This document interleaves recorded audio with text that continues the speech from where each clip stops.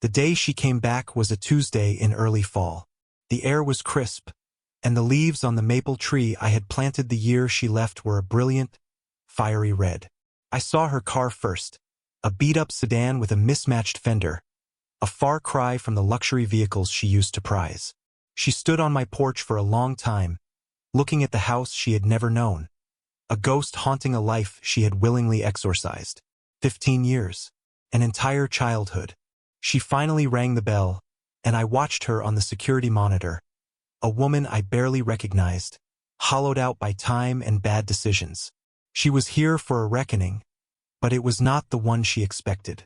Would you have opened the door? My name is Michael. I am 48 years old, and I own a construction and development firm. But that is not how my story began.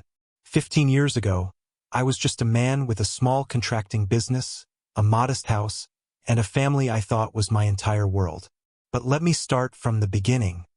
Our life back then was built on a simple rhythm. I left for work before the sun was up, the smell of sawdust and drywall dust already clinging to my clothes. Sarah was a stay-at-home mother to our 3 children. Liam, who was 7, and the twins, Chloe and Ava, who were 5. I worked 6 days a week, sometimes 7, pouring every ounce of my energy into my fledgling business. It was not glamorous work. I was repairing leaky roofs, renovating kitchens, and building decks. My hands were always calloused, and there was a perpetual ache in my lower back. But it was honest work, and it paid the mortgage on our small 3-bedroom house in a quiet, unassuming suburb. I thought we were happy, or more accurately, I was happy.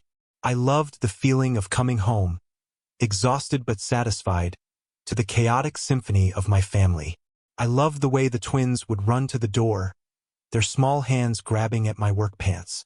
I loved the way Liam would gravely show me his latest Lego creation, explaining its complex engineering with the seriousness of a master builder. I loved Sarah. I loved her for creating this home, for managing the whirlwind of 3 young children, for being the calm center of my life. I saw our future as a straight line. The business would grow, we would add an extension to the house, the kids would go to college, and we would grow old together on the porch I had promised to build for her. I was naive. I failed to see the cracks forming in the foundation of our life. I interpreted Sarah's quiet moods as tiredness.